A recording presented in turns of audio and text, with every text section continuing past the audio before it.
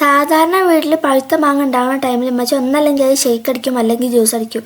ഇത് അത്രത്തോളം മാങ്ങ അല്ലാത്തതുകൊണ്ട് തന്നെ ഇതിൽ കുരുമുളകും ഉപ്പൊക്കെ ഇട്ട് കൊണ്ടുവന്നിരുന്നു ഉമ്മച്ചി. അത് കഴിച്ചു. പിന്നെ ഒരു ഇച്ചിരി നേരം കഴിഞ്ഞപ്പോൾ വീട്ടിൽ പാഷൻ ഫ്രൂട്ട് ഉണ്ടായിരുന്നു.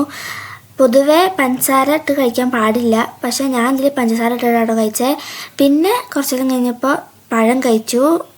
ഒരു 4:30 മണി ആ ഒരു ടൈം ആയപ്പം ചക്കരക്കിഴങ്ങില്ലേ അതും കഴിച്ചു.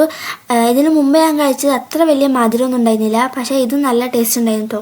നിങ്ങൾ കഴിച്ചിട്ടുണ്ടെങ്കിൽ കമൻറ്റ് ചെയ്യുക, ഇല്ലെങ്കിലും കമൻറ്റ് ചെയ്യുക.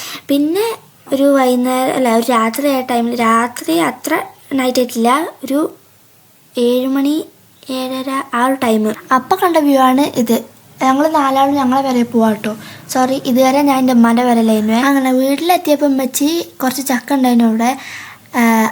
അതുകൊണ്ട് ഉമ്മച്ചി ചക്കപ്പൊരി ഉണ്ടാക്കിയിരുന്നു. നിങ്ങളുടെ വേറെ എന്തെങ്കിലും പേര് പറയുമെങ്കിൽ കമൻറ്റ് ചെയ്യുക.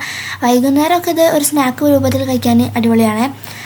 അപ്പോൾ ഇന്ന് ചെറുക്കത്തിനുള്ളൂ, ബാക്കിയുള്ള ഞാൻ അടുത്ത വീഡിയോയിലിടാം. So by.